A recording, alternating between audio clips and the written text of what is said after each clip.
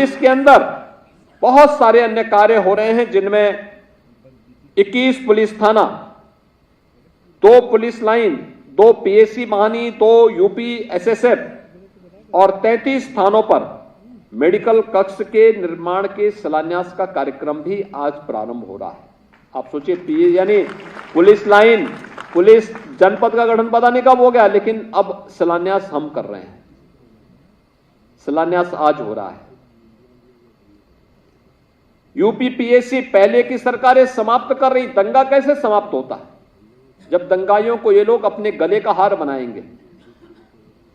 आज क्योंकि दंगों के लिए काल है यूपी पुलिस, दंगाइयों का काल है, यानी कह सकते हैं कि उनके लिए यमराज बनकर के टूट पड़ती है यूपी पीएसी, और उसको ही ये लोग समाप्त कर देते थे, यानी पीएसी को ही समाप्त कर दिया। 54 कंपनियां समाप्ति की गई।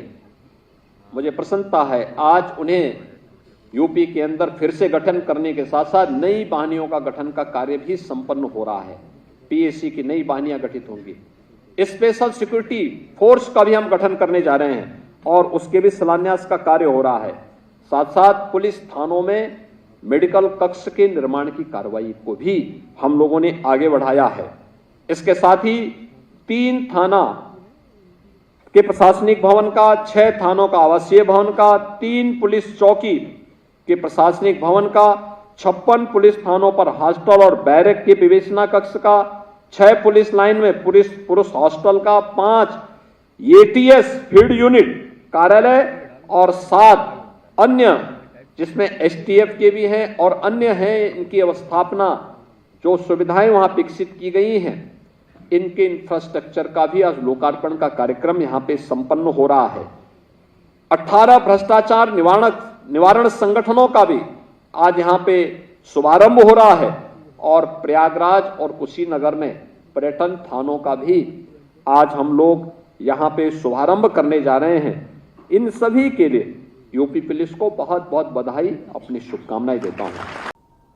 और मैं तब भी आश्वस्त करता था, मैं कहता था चिंता मत करिए, यूपी जो देश करेगा यूपी उसके पीछे पीछे उसी प्रकार का परिणाम देगा। और उस समय हम लोगों ने व्यापक अभियान चलाए थे। उस अभियान में डोर टू डोर जाकर के स्क्रीनिंग करने का एक अभियान था। यह कार्य दायित्व हमने दिया था आशा को, एएनएम को और आंगनबाड़ी कार्यकर्तियों को। और तब मैंने कहा था कि आपका दायित्व होगा, आप एक एक घर में जाकर के, और मैं देखता था वे बहनें गांव गांव में जाती थी, एक एक घर की स्क्रीनिंग करती थी। एक बार 2021 में मीडिया बड़ी नेगेटिव हमारे खिलाफ एक कैंपेन चला रहा था। तो जब चला रहा था तो मैंने कहा भी गांव में जाते हैं। मैं बिना बताए प्रदेश के लगभग हर कमिश्नरी मुख्यालय के किसी न किसी गांव में जरूर गया। और जाने के बाद जब जिन क्षेत्रों में मुझे जानकारी मिलती थी कि वहां कोरोना का ज्यादा संक्रमण है, मैं वहीं जाता था, किसी एक गांव में विजिट करता था। और मैं जिस भी गांव में गया बिना बताए जाता था। जिला मुख्यालय पे लैंड किया, वहां से कुछ देर बैठक लेने के बाद फिर मैं निकलता था कि मुझे इन गांवों में जाना है। प्रशासन को तात्कालिक रूप से कहते थे, प्रशासन के लोग साहब अचानक आप बता रहे हैं, हमें बहुत सारी तैयारी करते हैं। मैंने कभी देखो, आपको कोई तैयारी स्पेशल नहीं करनी है, केवल मुझे उस गांव तक ले जाने की व्यवस्था कर दो।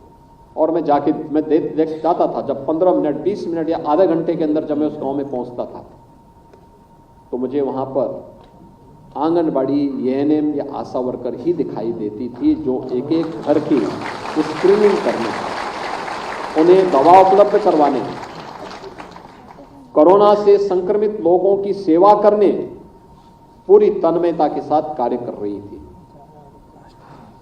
यह कोरोना महामारी के दौरान हम लोगों ने अपनी आंखों से देखा। और उससे पहले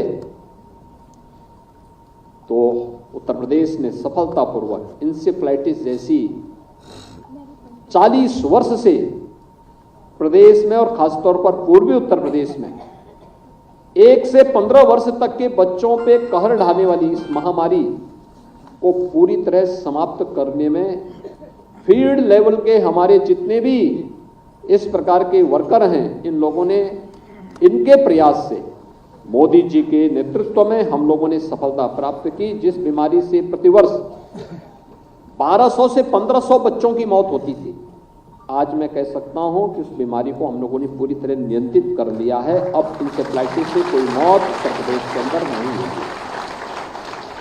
ये सफल मॉडल है यूपी का, और मैं धन्यवाद दूंगा उन सभी संस्थाओं को जिन लोगों ने हमारे साथ सहयोग करके इस महामारी से यूपी के बच्चों को बचाने का काम किया। ये बड़ा दायित्व आपके ऊपर रहा नहीं जा रहा है, ये बड़ा दायित्व आपके ऊपर है। धात्री महिलाओं के लिए, नवजात शिशुओं के लिए, कुंवारी कन्याओं के लिए, बचपन को बचाने के लिए जो अभियान चल रहा है, उनके पोषण के लिए जो अभियान चल रहा है, और पोषण के साथ साथ आंगनवाड़ी केंद्र के माध्यम से उन बच्चों के प्रशिक्षण का, उनको एक साथ अनेक रचनात्मक अभियान के साथ जोड़ने का एक बड़ा कार्यक्रम, बड़ा दायित्व आपके ऊपर है। और उस बड़ा दायित्व के लिए एक और प्रदेश ने जो अभियान प्रारंभ किया है, केंद्र और राज्य की सरकार आंगनवाड़ी केंद्रों के पास उनका अपना भवन हो। आज 1459 ऐसे आंगनवाड़ी केंद्रों के भवन का शिलान्यास भी हो रहा है। यानी इससे पहले जितने बने थे, पिछले 7 वर्ष में हम लोगों ने उस संख्या को दोगुना करने में सफलता प्राप्त की।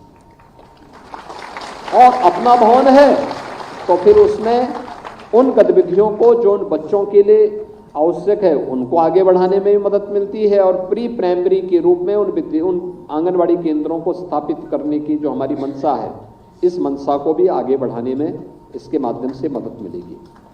इस दौरान बहुत सारे अभिनव प्रयास भी विभाग ने किए हैं। खासतौर पर एक मामले में जिसको ये माना जाता था कि बच्चों को आंगनवाड़ी केंद्रों में हॉट कुक उपलब्ध नहीं हो रहा है, और मुझे प्रसन्नता है कि पिछली बार हम लोगों ने यहीं पर हॉट कुक के कार्यक्रम को प्रदेश के अंदर लॉन्च किया था। और इस दौरान प्रदेश ने एक यूनिक कार्यक्रम किया था जो 2021 में प्रधानमंत्री जी के कर कमलों से हमने शिलान्यास भी करवाया था। प्रदेश के अंदर आंगनवाड़ी केंद्र और महिला स्वयंसेवी समूह के माध्यम से हर एक विकास खंड स्तर पर पहले चरण में 204 ऐसे केंद्र विकसित करना, ऐसे प्लांट स्थापित करना जहां पे क्वालिटी के रैप्सी तैयार करने की व्यवस्था अब महिला स्वयंसेवी समूह के माध्यम से, आंगनवाड़ी के माध्यम से इस कार्यक्रम को हम आगे बढ़ाने का काम कर रहे हैं। एक अभिनव प्रयास है। लाखों लोगों को इससे रोजगार मिलेगा, यूपी के अंदर रोजगार मिलेगा। आप क्वालिटी फूड की पोषाहार उपलब्ध करा पाएंगे, और उससे उन बच्चों की दुआ और उन गर्भवती महिलाओं की दुआ भी आपके साथ होगी जो इस पोषाहार के माध्यम से कुपोषण से सुपोषण की ओर जाएंगे। उनका भी आपके ऊपर आशीर्वाद आएगा। तो स्वाभाविक रूप से राज्य हमारा अगर बचपन स्वस्थ हुआ तो स्वाभाविक रूप से उसकी जवानी भी स्वस्थ होगी, और जवानी स्वस्थ होगी तो समाज उसकी प्रतिभा और उसकी योग्य, उसकी क्षमता का लाभ लेकर के स्वयं स्वस्थ भी होगा, सशक्त भी होगा। प्रधानमंत्री जी के विकसित भारत की संकल्पना को पूरा करने में